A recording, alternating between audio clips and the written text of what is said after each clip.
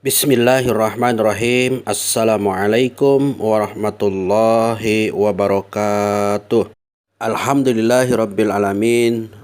Wassalatu wassalamu ala asrafil anbiya'i wal mursalin wa ala alihi wa sahbihi wa man tabi'ahum bi ihsani illa yaumiddin. Ashhadu an la ilaha illallah wahdahu la syarikalah wa ashhadu anna Muhammadan abduhu wa rasuluh alladzi la nabiyya wala rasula ba'da.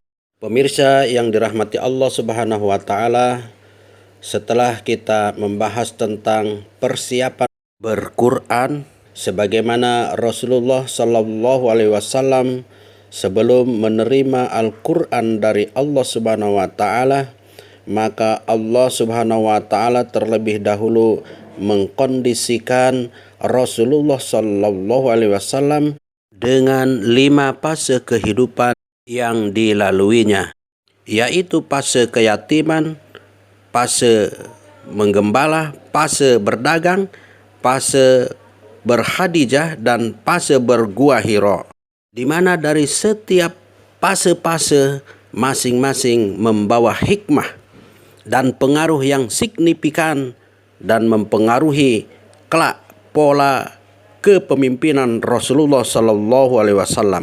Sebelum kami lanjutkan pembahasan ini, tak lupa kami memohon dukungannya dari pemirsa semua untuk senantiasa mensubscribe serta like, share, dan komen, serta jangan lupa untuk tetap menyalakan tombol loncengnya agar tidak ketinggalan update-update dan pembahasan lainnya di channel peradaban ini. Pemirsa yang dirahmati Allah Subhanahu wa taala, yang pertama fase keyatiman Muhammad dan hikmahnya. Muhammad dilahirkan pada tahun gajah, yaitu ditandai dengan serangan tentara gajah yang dipimpin oleh Abraha untuk menghancurkan dan meruntuhkan Ka'bah. Usaha Abraha itu gagal atas kehendak Allah Subhanahu wa taala dengan datangnya burung ababil. Ketika Muhammad lahir pada tanggal 12 Rabiul Awal bertepatan 12 April tahun 571 Masehi, ayahnya yang bernama Abdullah telah terlebih dahulu meninggal dikala usia Muhammad 7 bulan di dalam kandungan ibunya. Kemudian setelah bayi Muhammad lahir, ibunya menyusukannya kepada seorang Arab Baduy yang bernama Halimatus Sa'diyah yang tinggal di pegunungan Bani Sa'ad, 50 km sebelah timur kota Makkah. Bersama Halimatus Sa'diyah, Muhammad tinggal selama 4 tahun. Dan pada masa asuhan Halimatus Sa'diyah itulah terjadi peristiwa pembedahan dada Muhammad, karena Halimatus Sa'diyah merasa cemas dan takut peristiwa itu terulang kembali. Akhirnya Muhammad dikembalikan kepada ibunya. 2 tahun kemudian, Siti Aminah, yaitu sang ibu, mengajak Muhammad untuk ziarah ke makam ayahnya di Madinah. Sepulang dari ziarah tersebut di desa Abwa, Siti Aminah atau sang ibu sakit dan meninggal dunia.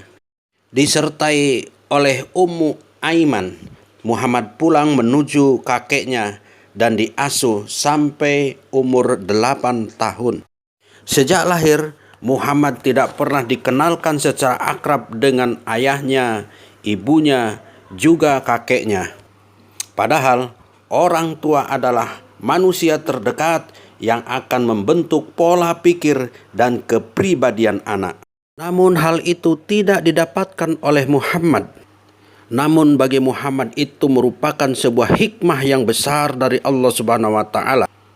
Pola pikir dan kepribadian Muhammad terjaga fitrahnya, tidak terwarnai oleh siapapun, dan lebih mengagumkan lagi, fitrah dan kepribadian Muhammad juga tidak terpengaruh oleh lingkungannya, karena sejak ia lahir diasingkan dari kota Mekah yang penuh dengan kemaksiatan, dan dia terpelihara di lingkungan Bani Sa'ad di daerah pegunungan yang notabene penduduknya berkarakter lebih halus dan lebih beradab dibandingkan dengan karakter orang-orang di kota Mekah.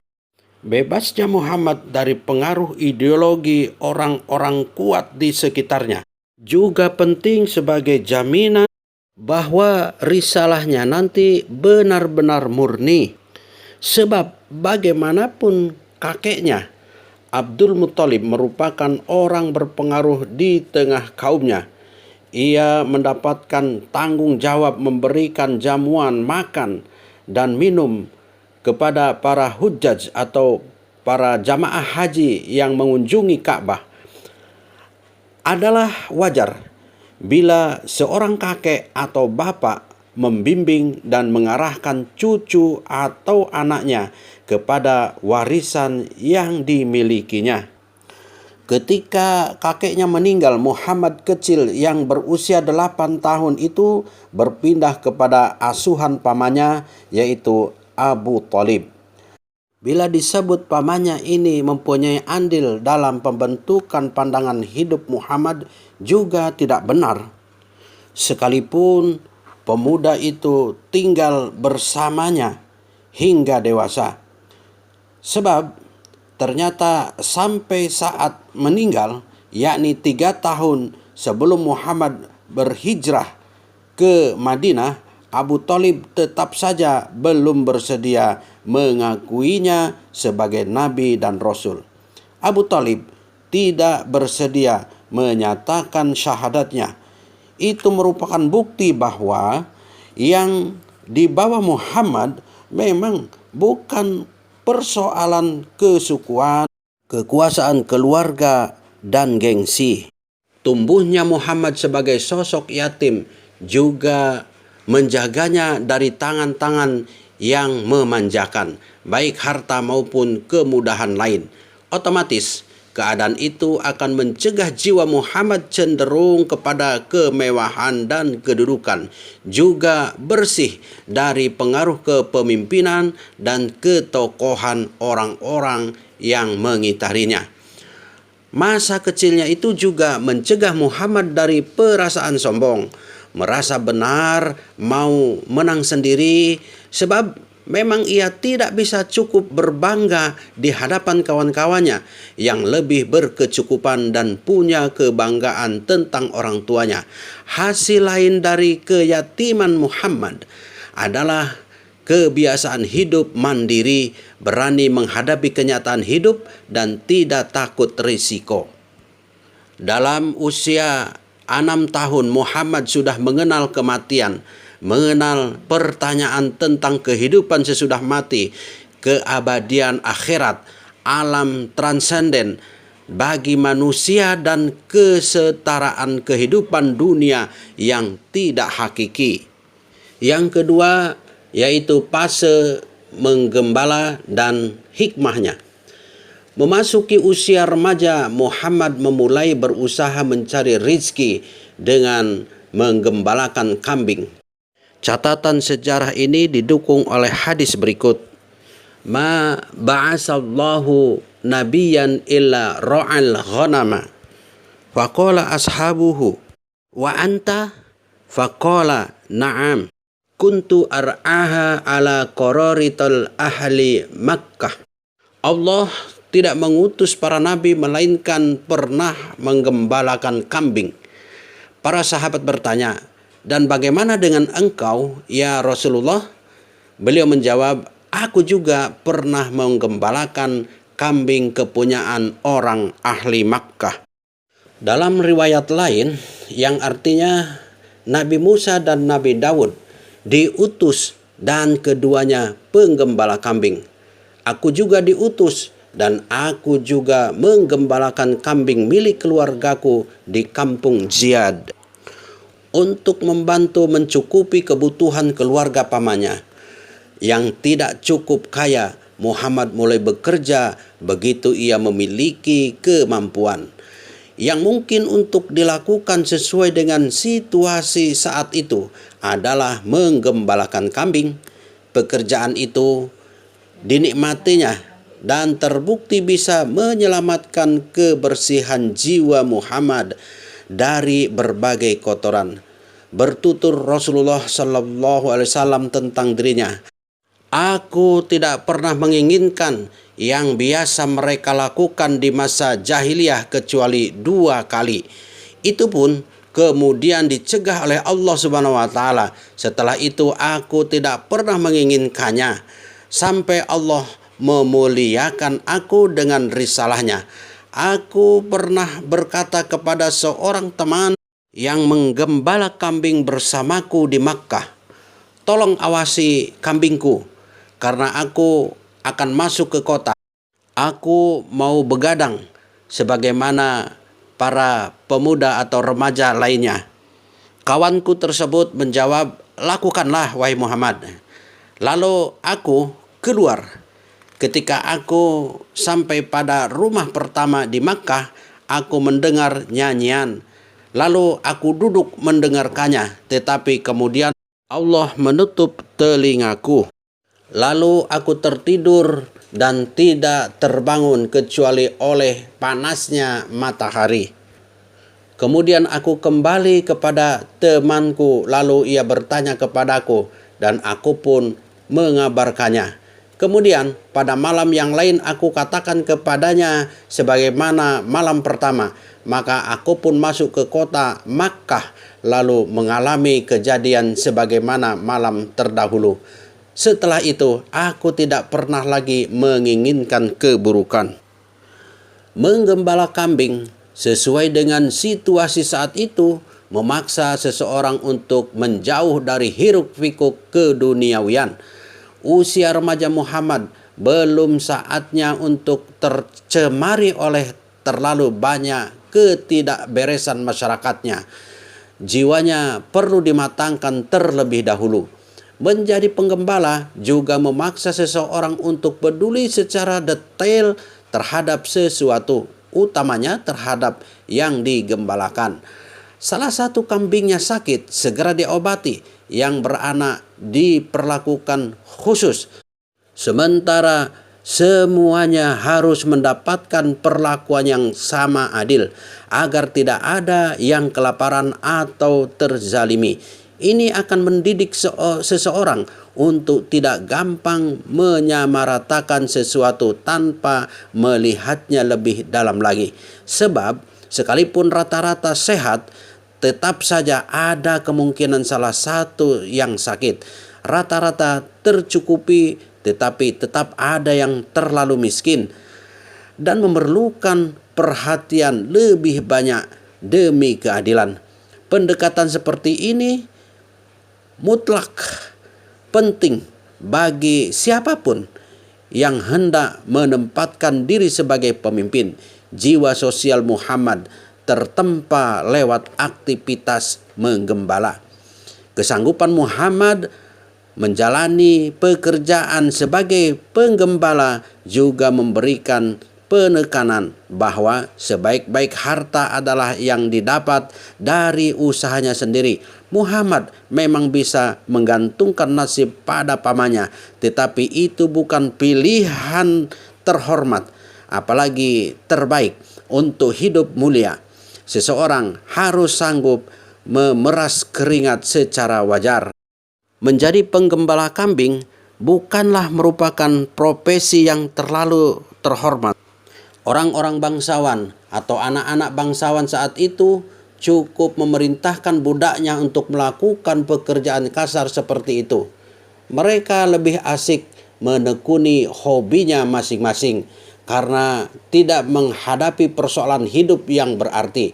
Menjadi penggembala untuk kesekian kali merupakan pencegah dari kemungkinan munculnya perasaan tinggi hati atau sombong, merasa paling terhormat, merasa hebat, sebab Muhammad tetap saja tidak mungkin menyombongkan pekerjaannya itu di hadapan teman-teman sebayanya. Dengan profesinya sebagai penggembala kambing, Ia menyatu dengan alam secara natural, akrab, dan mencintai alam. Alam tidak pernah berdusta, menumbuhkan sifat siddiq. Fase berdagang dan hikmahnya.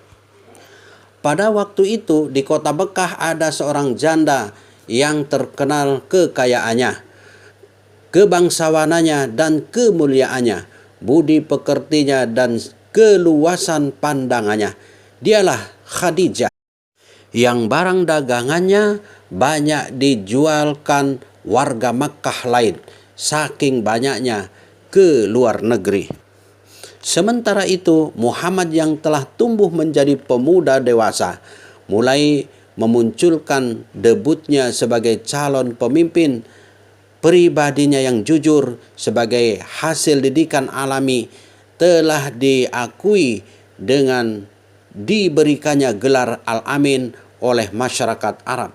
Khadijah juga mendengar ihwal kehebatan sang Al-Amin itu.